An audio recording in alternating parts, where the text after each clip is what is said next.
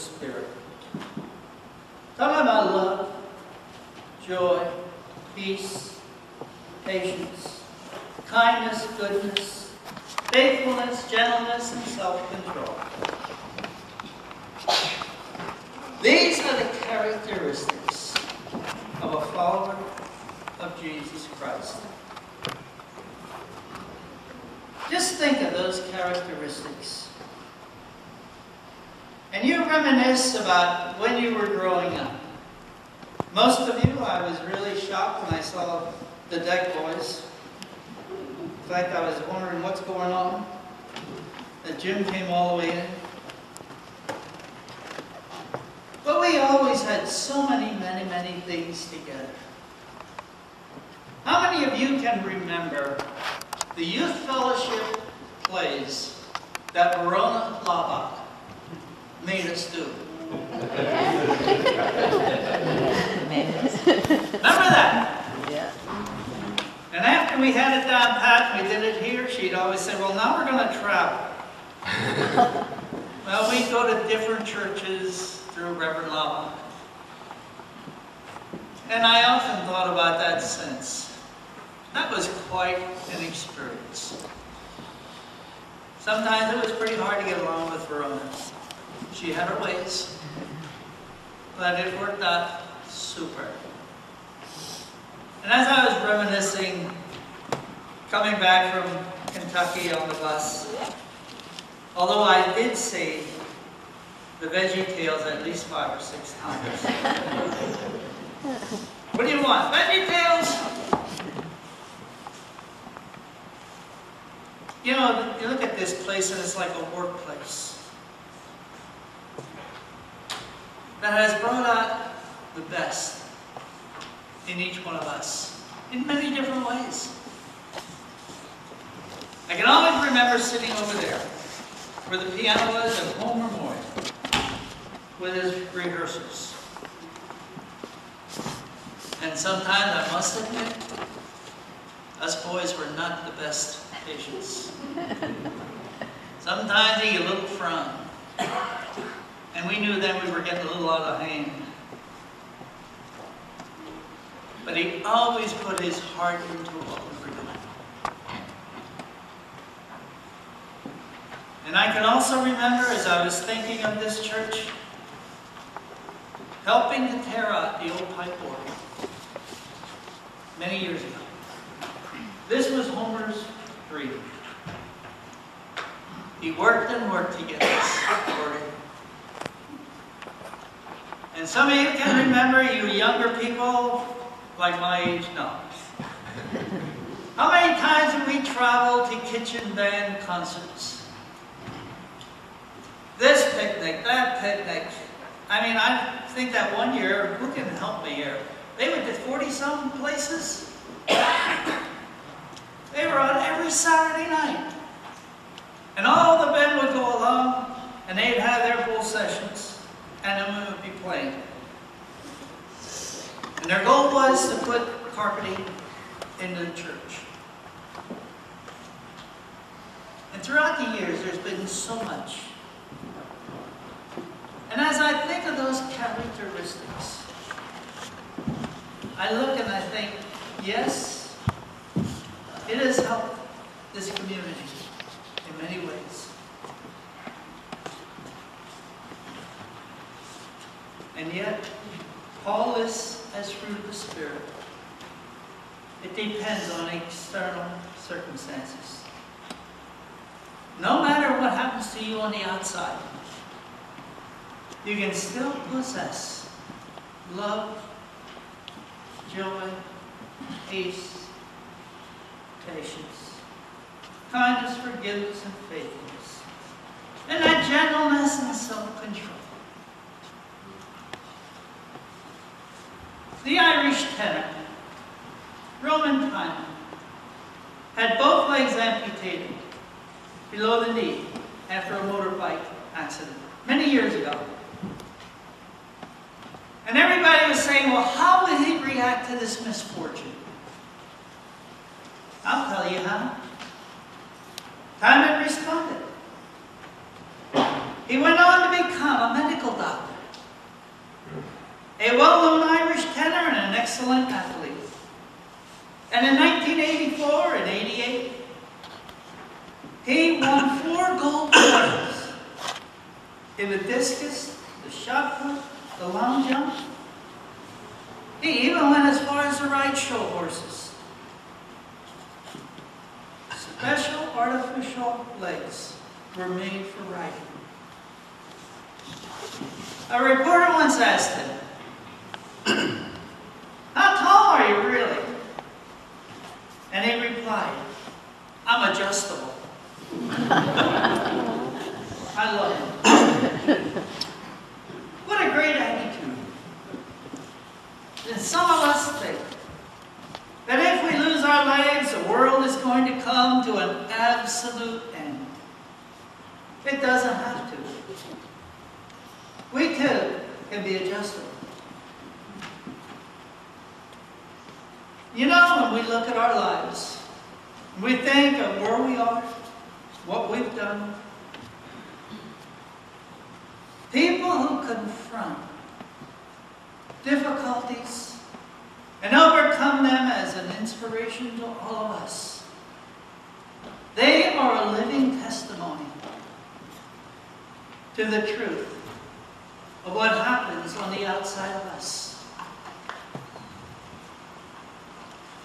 And what is the key to having the right stuff within?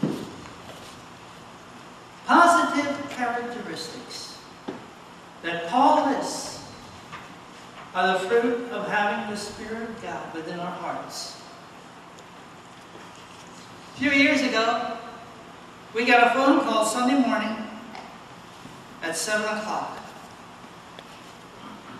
It was a policeman. He said, "I hate to inform you, but your son just had a bad accident. The helicopter's on its way." Well, I knew the policeman because he was a bus driver years ago. And I said, "How did that happen?" He said, "A lady pulled out of the side street and he was on his motorcycle." I said, "Our son doesn't drive a motorcycle." "Well, his license says Bob Sutcliffe." I said, "That's my cousin. My cousin's boy." He was in a coma at Lehigh Valley Hospital for 3 weeks. And in those 3 weeks, they had to take off one of his legs. So he never really knew what was happening. When he came to, it was so neat. I used to go in about every other day. Say to Bobby, "How are you doing?" "I'm getting there." He just came back from the Marines. He had just started working at the Berks County Prison. Within a month. I can remember the day that the doctor came in and said, "Well, Bob, you look good." He looked at the doctor and he said, "Well, when can I go home?" "When you can pull yourself out of that bed onto a wheelchair." He looked at me and a big smile on his face. "Is that right, doctor?" "Yep." Reached up, grabbed that bar, and swung right out on the wheelchair and bounced down. The doctor looked at him and said, "Goodbye." A couple of years later, he calls me up and he says, "Rod, I'm getting married. You want to do my wedding?" He has a thesis. I said, "Yeah, we'll work on it." But you would never guess that he has an artificial leg. He's picked himself up, it doesn't bother him. He's raising a family. Believe it or not, he's a farm boy. One day he was climbing the barn roof. And he just keeps going on. The attitude within himself. You don't even talk to him about an artificial leg. Doesn't matter. At his wedding, you would swear that he was okay. He was dancing and carrying on all the time. People looked at him.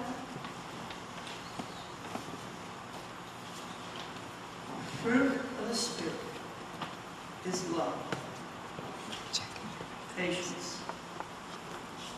And if we want to bear such fruit, we must first have the Spirit of God living within us. And we had so many beautiful teachers here at this church. And I can remember, and all of you guys will remember, Mimi White.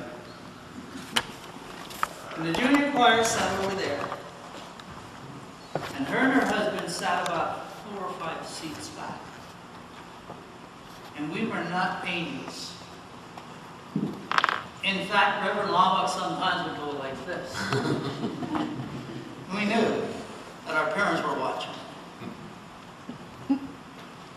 But her husband had a tendency to fall to sleep in church. And she would push him. And we'd be snickering. How many of the junior choir are here? The old junior choir. Remember those days? But she was such a faithful teacher. She used to lecture us and lecture us. And of course, we being young people, it came in here and went out here many, many times. But her heart was there in many ways. And after you get older, you realize what she meant. She was sowing the seed so that you and I would be able to carry the Spirit of fruit around with others.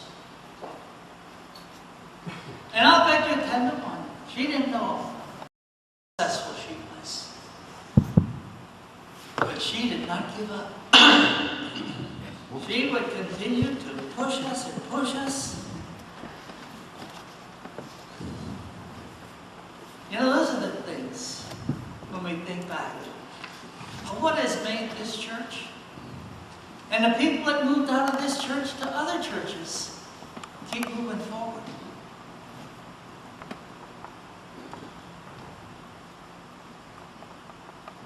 You know, somehow, people even within the church family sometimes miss the message. They grew up in the faith. They may even come to church regularly. But they're still seeking for that key of heaven. They're still walking around with a God-shaped void in their life. The key is prayer. If we continue to ask, good Lord, let His Spirit lead us. That's the key. I'd like to close with a real beautiful illustration that actually happened. A girls' softball team from college was playing in the national championship. Now this is very important. It's a national championship. The score is tied in the last inning, the 7th. The girl gets a hit. And the next girl comes up and gets another hit. And as she's going into second, they put the tag on her. 3 umpires don't know what to call. A national championship. They're standing there talking about what can we do? One says she's out, one says she's safe, and the other one didn't know. Finally, one of the umpires said, you know, the only way